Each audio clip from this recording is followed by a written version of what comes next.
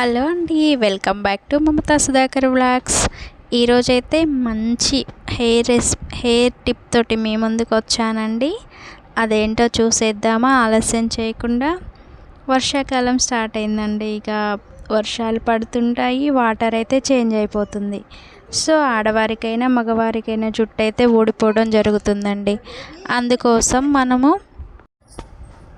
దానికోసం మనం ఏం చేయాలంటే, మనం వాడే కొబ్బరి నూనెని తీసుకొని అందులో గుప్పెడు కరివేపాకు రెమ్మలు, ఒక స్పూన్ వరకు మెంతులు తీసుకొని హీట్ చేయాలండి.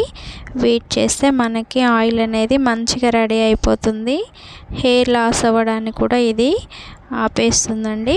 అలాగే ఇందులోకి ఇంకా మందార పువ్వులు, మందార ఆకులు ఉంటే కూడా వేసుకోవచ్చు. చాలా మంచి రెమెడీగా ఇదైతే పనిచేస్తుందండి.